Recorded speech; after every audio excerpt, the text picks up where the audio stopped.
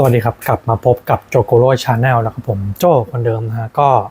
ก่อนอื่นเลยต้องขออภัยด้วยที่หายไปค่อนข้างนานจากคลิปที่พูดบรรยายล่าสุดนะฮะก็ช่วงนี้ผมค่อนข้างที่จะยุ่งนิดนึงนะฮะมีการทำขยับขยายธุรกิจเล็กๆเพิ่มเติมนิดหน่อยก็เลยไม่ค่อยมีเวลามาทำคลิปวิดีโอแต่ว่าก็จะพยายามรีบๆเร่งๆทำมาให้ตอนนี้มีลำโพงกองอยู่อีกประมาณ2-3 รุ่นนะฮะก็เดี๋ยวคลิปนี้เรามารีวิวเจ้า Yima ไม่รู้ว่าพูดชื่อแบรนด์ก็ถูกว่ามันอ่านว่า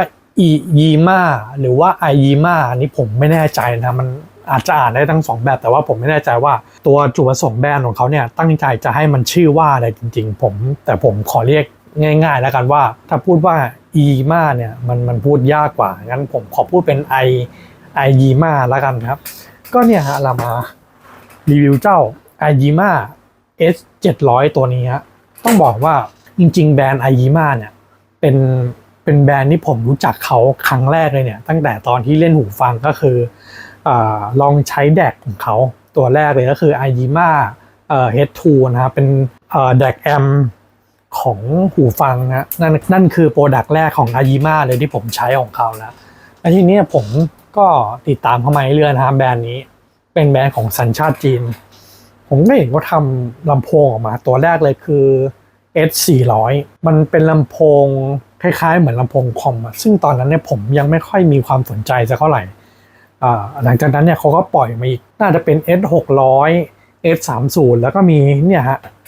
S700 ตัวนี้ครับซึ่งผมมาสะดุดกับเจ้าตัว S700 ตัวนี้ด้วยรูปร่างของมันเนี่ยที่ค่อนข้างจะมีความคับคล้ายคับคา Edifier ตระกูล S Series ก็คือ S3000 พวก S1000 S2000 S3000 นะฮะจะมีดีไซน์ที่มันแบบคล้ายๆกันซึ่งอาจจะได้รับแรงบันดาลใจไม่รู้ว่าใครได้รับแรงบันดาลใจก่อนผมตีว่าใครผลิตก่อนก็คือคนนำความคิดก่อนนะฮะ Yima S700 ออกมาทีหลังก็ตีว่า Yima เนี่ยได้แรงบันดาลใจมาจาก Edifier แล้วกันก็เนี่ยฮะผมไม่เห็นรูปร่างมันน่าสนใจบวกกับที่ว่าด้วยขนาดตัวดอกลำโพงด้วยขนาดตัวบอดี้ของตัวลำโพงเนี่ยมันมีขนาดใหญ่ด้วยแล้วก็ดอกบิ๊กเบนค่อนข้างใหญ่และอีกอย่างนึงก็คือจุดที่น่าสนใจของเขาเลยก็คือช่องเชื่อมต่อของเขาอะที่ให้มาแบบเรียกได้ว่าครบเลยเอาเป็นว่าเราแซมเปิลเกี่ยวกับตัวเขาเนี่ยไว้เล็กๆน้อยๆก่อนซึ่งคลิปนี้นะฮะผมจะเอามาเทียบเสียงกับเจ้าลำโพงแบรนด์คิป The Fight Magalen ตัวนี้นะฮะซึ่งราคาเนี่ยต่างกันแบบสิ้นเชิงเลยคนละเขาเรียกว่าอะไรแต่ราคาเนี่ยต่างกันคนละโลกเลยนะฮะแล้วลองดูซิว่าเดี๋ยวเราลองดูซิว่าลำโพงที่มันราคาต่างกันสุดขั้วขนาดนี้แต่ว่ามีขนาดตัวที่เท่ากันใกล้เคียงกันเนี่ยมันจะให้เสียงออกมาแตกต่างกันแบบไหนบ้างจากคลิปนี้เป็นต้นไปก็คือผมจะเปลี่ยนห้องที่จะอัดเสียงของลำโพงนะตอนนี้ผมทำห้องอัดเสียงเสร็จแล้วนะฮะหลังจากที่ผมเคยโพสต์ไปว่าผมยกเลิกโปรเจกต์นั้นไปแล้วแต่อยู่ดีเนี่ยไฟในการที่อยากจะทำห้องนั้นนะมันกลับขึ้นมาอีกครั้งผมก็เลยโอเคลองดูอีกสักตั้งหนึ่งก็เลยสุดท้ายเนี่ย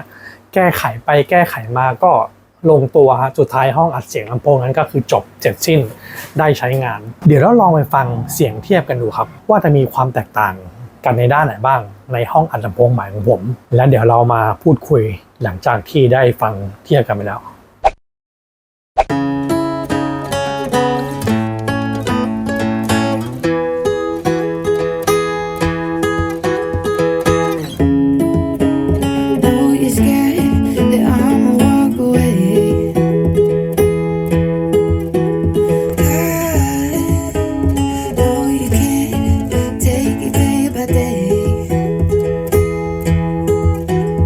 You just gotta trust that I'm a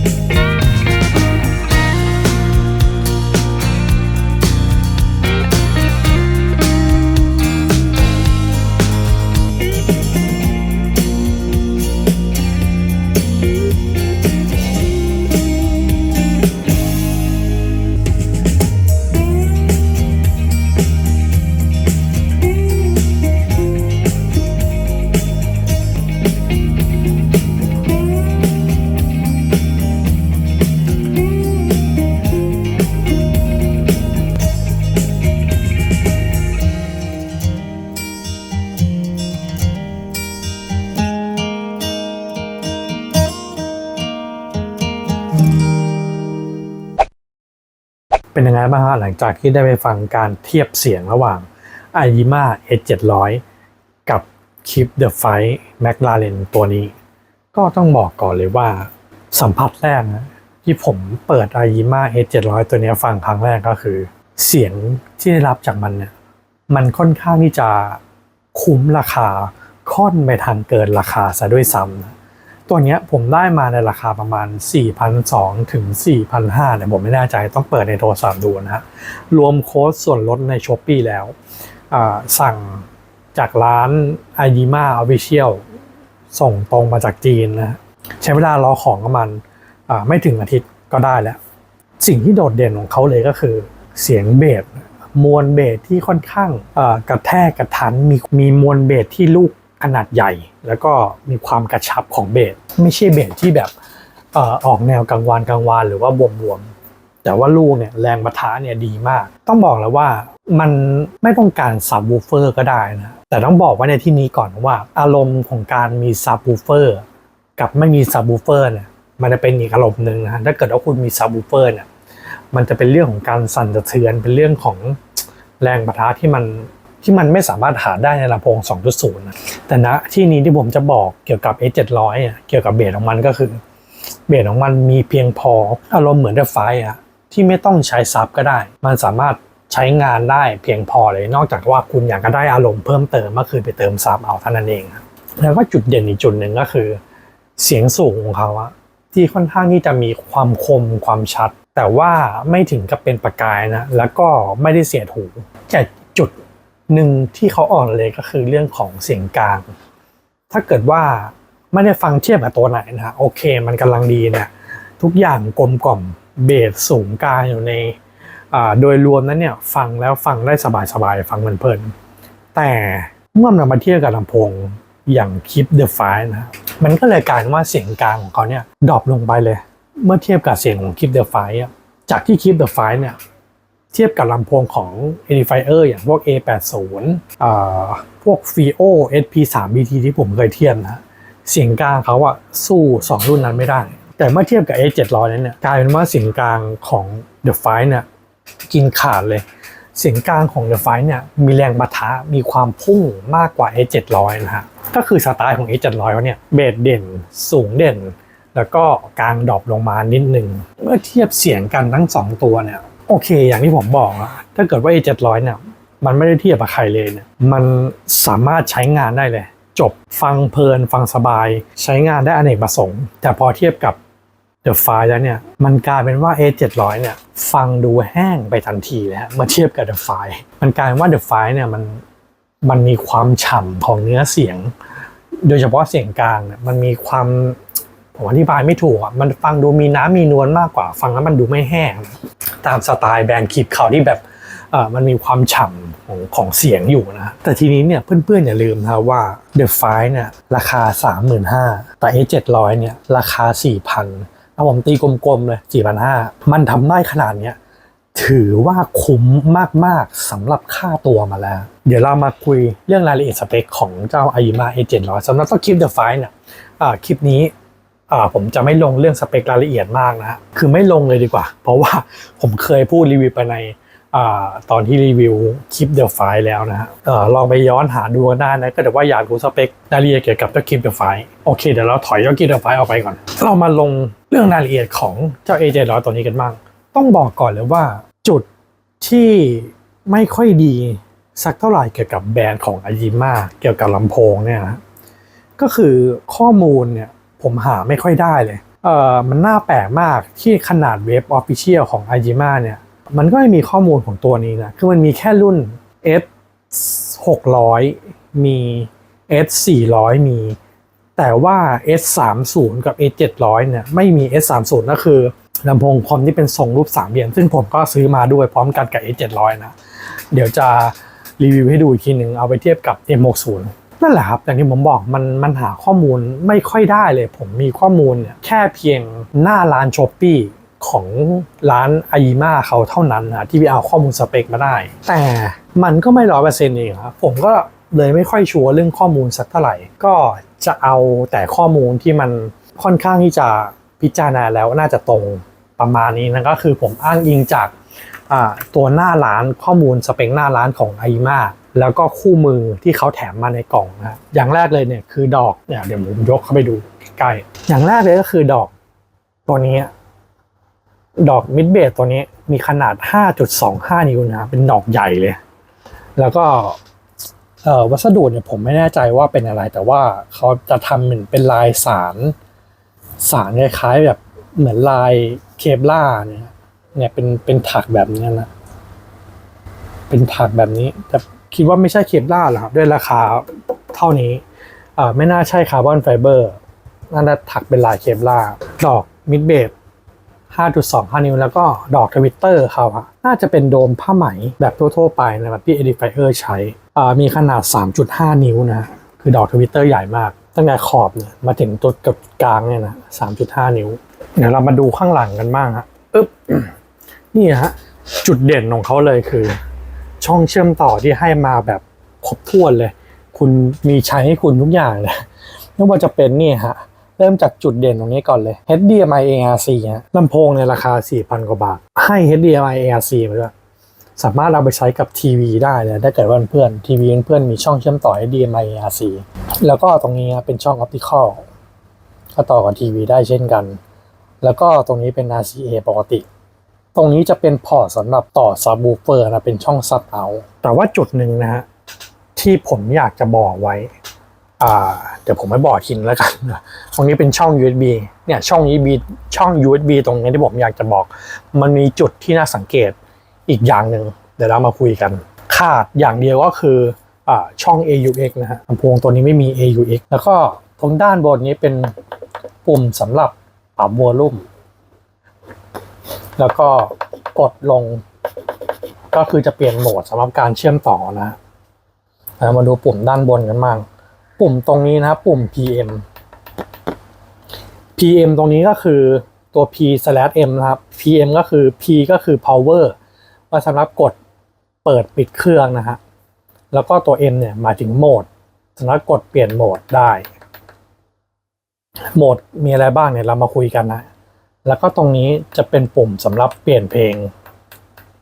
เดี๋ยวเราก็มาคุยกันอีกทีนึงครับว่าไอ้ปุ่มตรงนี้มันใช้กับอะไรแล้วก็มีปุ่มเพิ่มลดเสียงแหลมและเบสมาให้เหมือนเดิมตรงนี้ก็เป็นขั้วสำหรับต่อจากลำโพงขวาเชื่อมต่อไปลำโพงซ้ายแล้วก็จุดเด่นอีกอย่างหนึ่งสำหรับลำโพงตัวนี้ที่ผมยังไม่เคยเห็นลำโพงตัวไหนทำเลยนะก็คือช่องเบสรีเฟกตัวนี้ที่เป็นรูระบายลมเบสนะเขาออกแบบมาให้อยู่ทางด้านล่างตรงนี้นะ2 รูเห็นนะผมมันก็ดูเท่ดีเหมือนกันอารมณ์เหมือนแบบท่อไอเสียรถยนต์เป็นเทอร์โบเป็นควันออกตรงท่อไอเสียอะไรประมาณนี้ก็ดูเท่ดีเหมือนกันนะฮะแล้วก็ด้านล่างนี้จะเป็นเหมือนเป็นฐานรองเล็กๆมาให้แบบนี้ก็ประมาณนี้นะแล้วก็ด้านล่างลืมไปจุดหนึ่งก็คือตรงนี้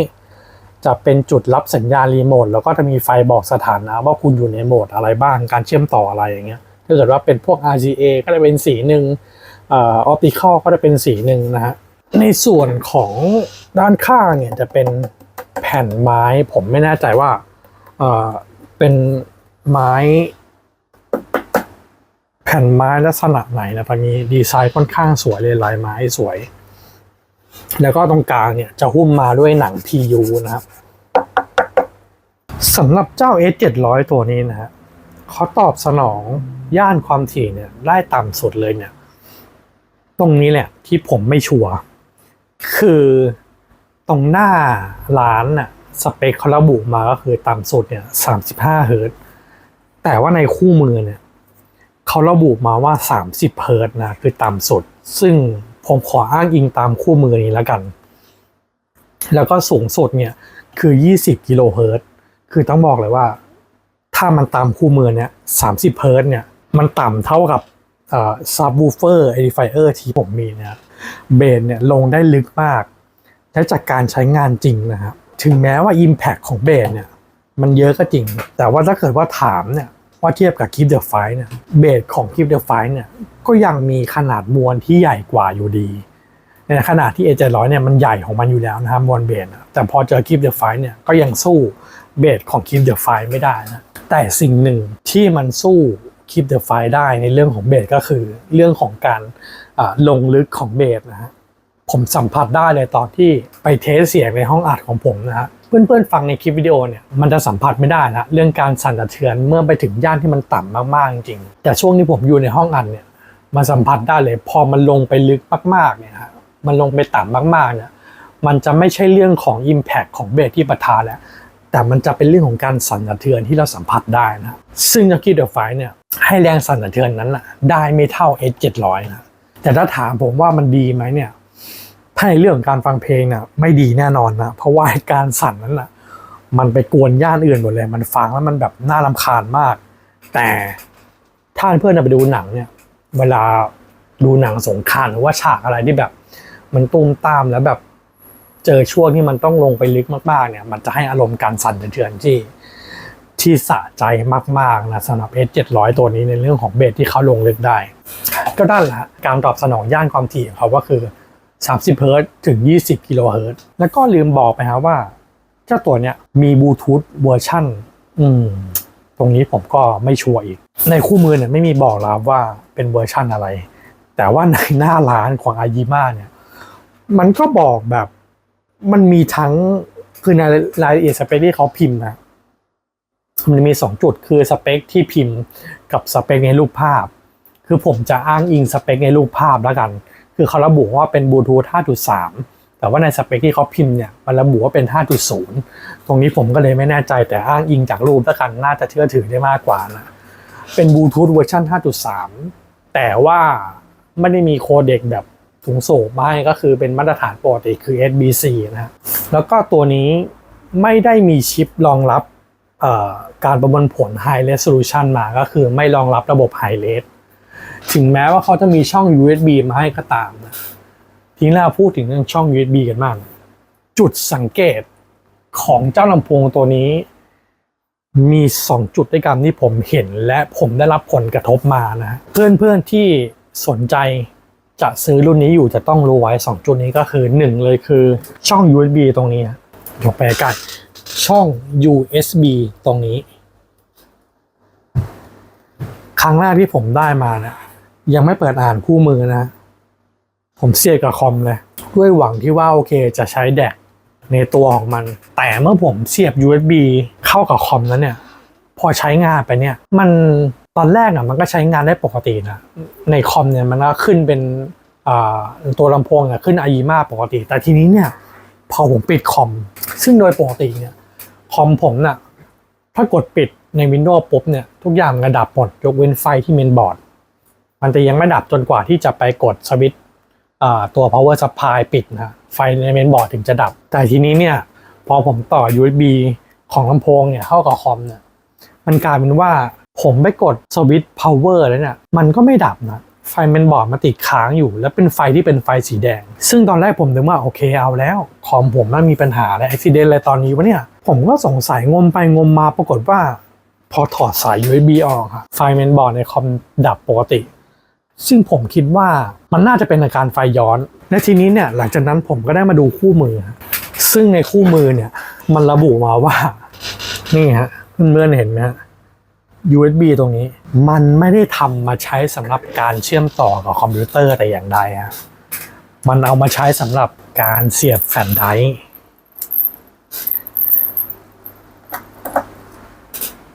เพื่อใช้ฟังเพลงฮะหลังจากที่ผมลองเอาแฟลชไดรฟ์มาเสียบโอเคมันก็ฟังเพลงได้จริงๆซึ่งจากที่ผมลองผมไม่รู้ว่ามันรองรับมากกว่านี้หรือเปล่าเพราะผมมีไฟล์เพลงแค่2แบบก็คือผมมี3แบบมีไฟล์แฟกมี MP3 แล้วก็มีไฟล์เวฟก็คือ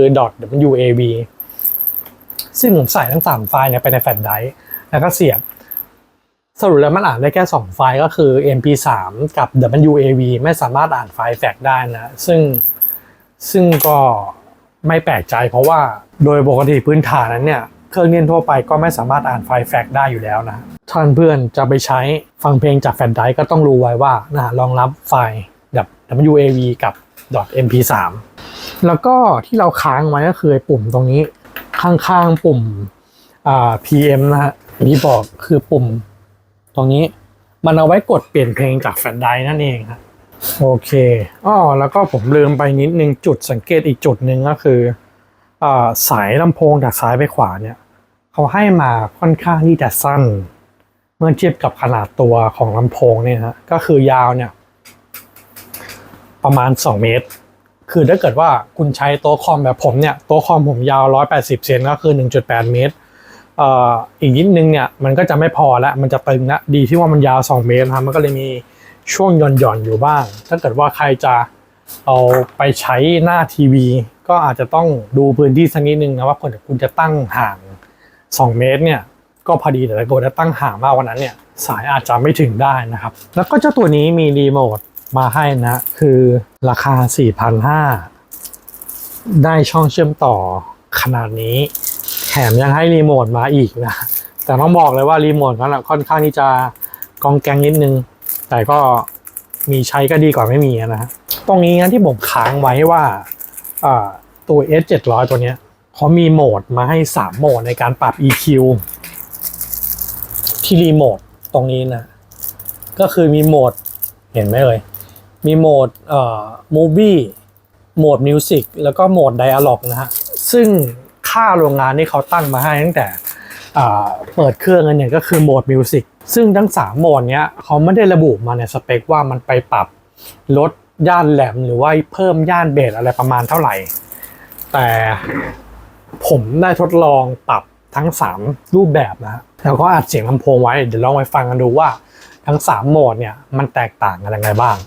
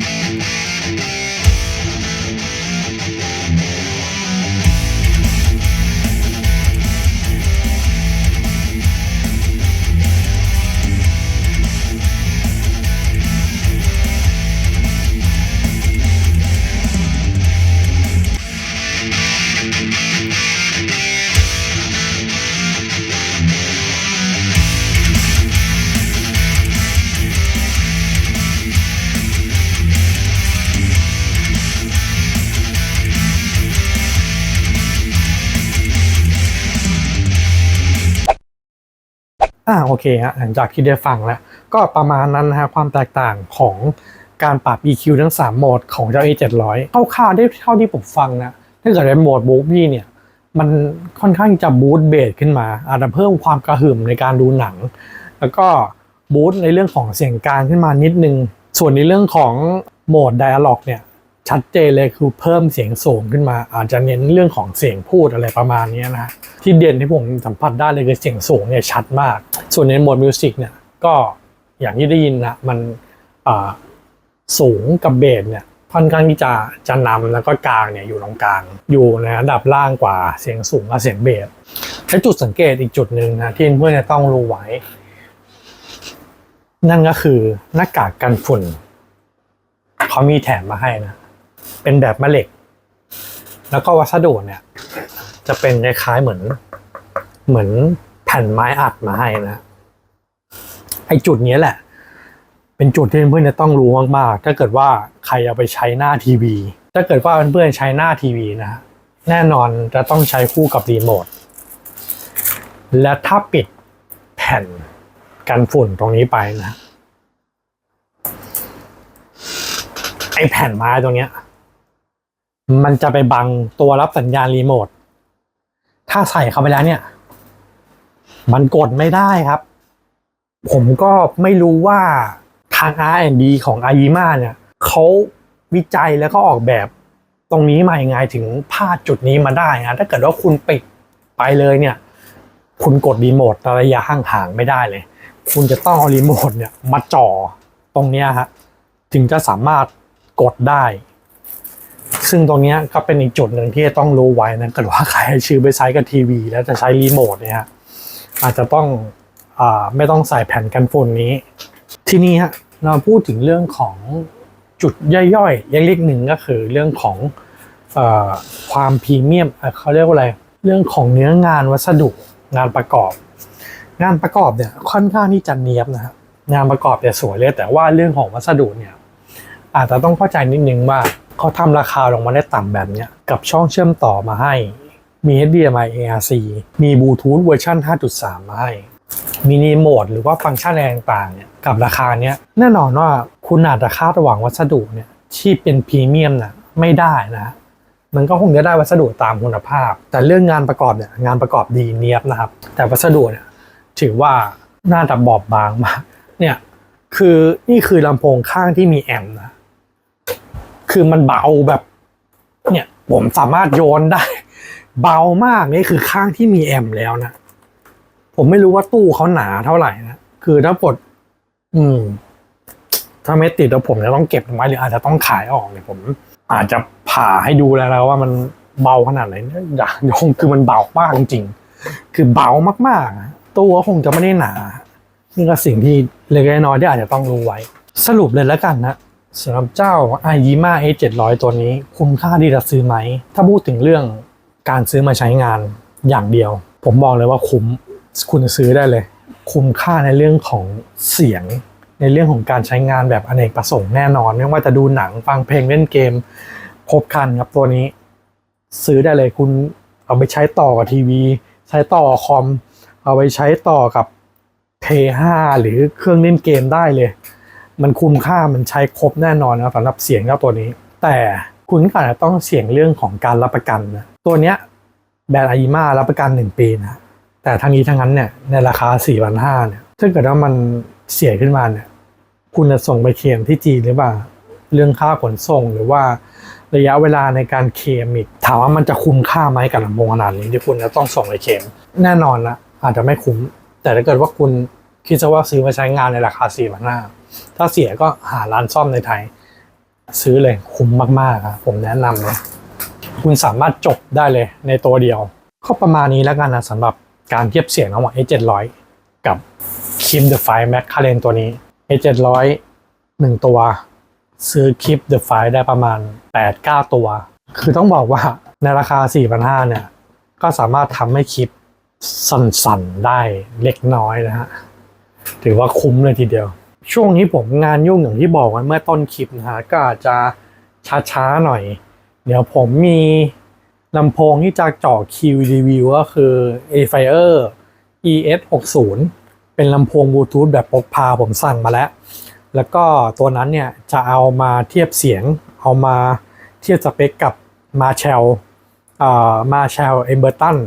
เวอร์ชัน2นะเดี๋ยวรอ Marshall มาส่งตอนนี้ Marshall ยังไม่มาแล้วก็มี AIYIMA S30 อีกตัวหนึ่งลำโพงทรง3 เหลี่ยมเป็นลักษณะลำโพงคอมจุดเด่นก็คือเสียงแหลมจะมีลำโพงต่อคิวที่จะรีวิวอีกเลยแล้วก็ช่วงนี้ผมน่าจะต้องเปลี่ยนไปใช้ห้องอัดเสียงลำโพงก็คือห้องนั้นตลอดแล้วนะผมอาจจะต้องซื้อลำโพงตัวเก่าที่เคยอัดเสียงไว้เนี่ยต้องซื้อกลับมาใหม่เพื่อที่จะไปอัดห้องใหม่ก็ตอนนี้ทยอยซื้อ M60 กลับมาซื้อ R1855dB กลับมาแล้วก็ซื้อ MR3 กลับมาซื้อ MR4 กลับมาเดี๋ยวอัดเสร็จก็คงทยอยปล่อยฮะโอเคฮะเดี๋ยวอาจจะมีรีวิวห้องที่ผมทำด้วยว่าเจอปัญหาอะไรบ้างแล้วก็สำเร็จได้ยังไงก็ประมาณนี้แล้วกันนะคลิปนี้เดี๋ยวไว้เจอกันคลิปหน้าผมจะหาเวลามาทำรีวิวอะไรอีกก็ถ้าเกิดว่าชอบคลิปนี้นะก็ไม่ฝากดีกว่าถ้าชอบถ้าเพื่อนๆชอบก็อยากทำอะไรก็ทำจะกดอะไรก็กดจะแชร์ไม่แชร์จะกดติดตามไม่กดติดตามจะกดอะไรจะกดอะไรแล้วแต่ฮะอยากทำอะไรก็ทำเลยโอเคครับประมาณนี้ไว้เจอกันคลิปหน้าคลิปนี้สวัสดีครับ